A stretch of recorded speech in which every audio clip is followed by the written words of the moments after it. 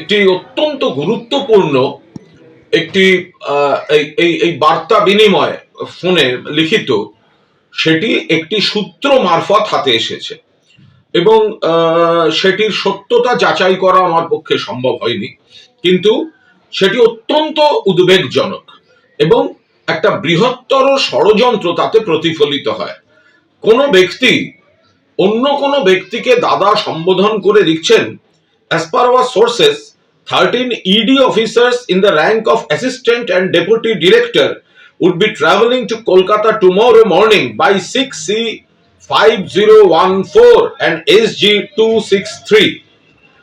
একেবারে সফর সূচি দিয়ে বলা হচ্ছে, আরো ডিটেল রয়েছে এবং আরো মহারাষ্ট্র থেকে কেউ আসছেন, বিকেলে একজন সাইবার এক্সপার্ট আসছেন, সব দেওয়া হয়েছে। এবং তারপরে একটি ইন্টারেস্টিং লাইন রয়েছে, they have scheduled an urgent meeting in CGO complex tomorrow as communicated from PS to HM Mr. Saket Kumar.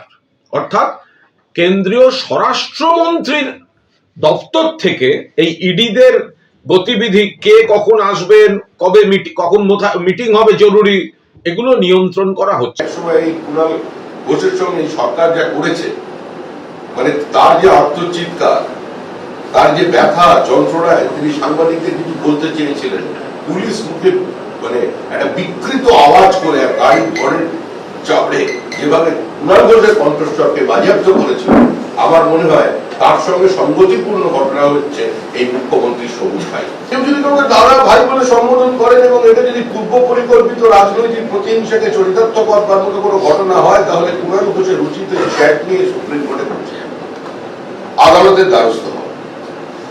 পশ্চিমবঙ্গের মানুষের সঙ্গে এগুলো বলে কোনো লাভ হবে না, কারণ মানুষ তৃণমূল কংগ্রেসকে প্রত্যাখ্যান করেছে। আইপ্যাক কাণ্ডে মুখ্যমন্ত্রী মমতা বন্দ্যোপাধ্যায়ের মিছিলের 48 ঘন্টার মধ্যে পাল্টা মিছিল করলেন বিরোধী দলনেতা শুভেন্দু অধিকারী। আর এই মিছিল করলেন সেই যাদবপুর থেকেই, যে মিছিল শেষ হলো দেশপ্রিয় পার্কে গিয়ে। আর সেখানে গিয়ে ফের তৃণমূল সরকারকে উৎখাতের ডাক দিলেন বিরোধী দলনেতা। পাল্টা জবাব দিল শাসক দল। চোরেদের বাঁচানোর মরিয়া প্রয়াস করেছেন, তাই মিছিল থেকে আওয়াজ উঠেছে চোরেদের এনার্জি, নাম তার মমতা। শুভেন্দু অধিকারী নিজে চোর হয়ে চোরের সমর্থনে মিছিল করবেন, এটা খুব স্বাভাবিক। রুট আলাদা, কিন্তু শুরু হলো একই জায়গা থেকে।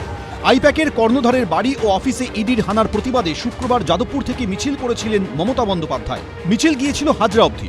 তার 48 ঘন্টার মধ্যে রবিবার আইপ্যাক কাণ্ডে মুখ্যমন্ত্রীর ভূমিকার প্রতিবাদে পাল্টা মিছিল করলেন শুভেন্দু অধিকারী। রবিবার যাদবপুর 8B বাসস্ট্যান্ড থেকে শুরু হয় মিছিল, নেতৃত্বে ছিলেন শুভেন্দু অধিকারী। বৃহস্পতিবার ইডির অভিযান চলাকালীন প্রতীক জৈনের বাড়ি থেকে সবুজ ফাইল, ল্যাপটপ নিয়ে বেরিয়ে এসেছিলেন মমতা বন্দ্যোপাধ্যায়। মুখ্যমন্ত্রীর সেদিনের ছবি দেওয়া প্ল্যাকার্ড হাতে রবিবার পথে নামল বিজেপি। প্ল্যাকার্ডে কোনোটায় লেখা চোরেদের এনার্জি মমতা ব্যানার্জি, কোনোটায় আবার লেখা ফাইল চোর মমতা, জেনে গেছে জনতা। মিছিল থেকে ওঠে মুহুর্মুহু স্লোগান।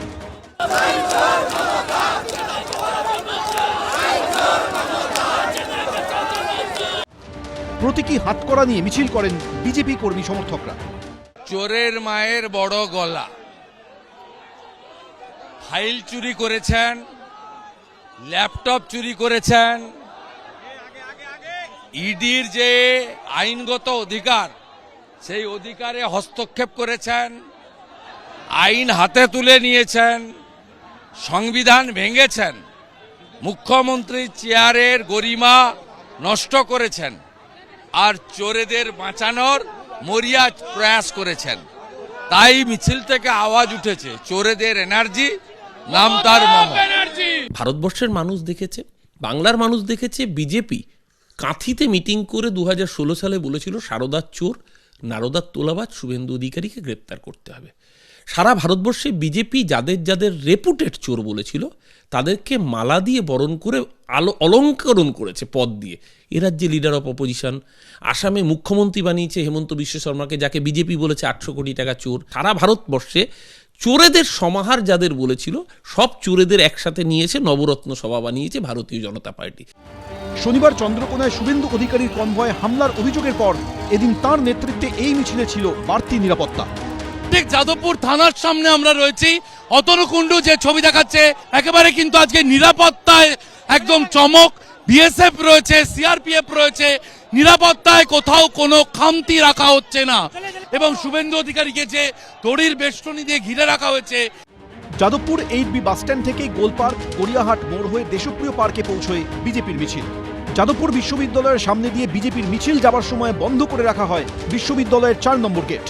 আমরা দেখতে পাচ্ছি যে যাদবপুর বিশ্ববিদ্যালয়ের যে 4 নম্বর গেট বন্ধ করে রাখা হয়েছে এবং যাতে কোনো রকমভাবে অপ্রীতিকর পরিস্থিতি তৈরি না হয় সেটা নিশ্চিত করা হচ্ছে। আমরা দেখতে পাচ্ছি যে এখানে শঙ্কুদেব পণ্ডা রয়েছেন, সেই 4 নম্বর গেটের সামনে রয়েছেন এবং আমরা দেখতে পাচ্ছি যে পুলিশের তরফ থেকেও কিছুটা সতর্কতা নেওয়া হয়েছে।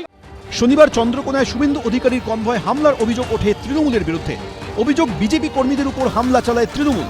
এদিন এই মিছিল থেকে তার প্রতিবাদেও স্লোগান তোলেন বিজেপি কর্মী সমর্থকরা। শিবাশিস মৌলিক, সন্দীপ সরকার, সৌমিত্র রায়, এবিপি আনন্দ।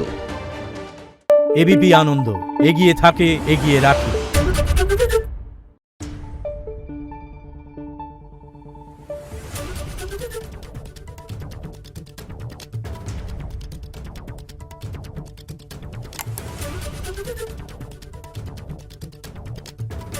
Thank you.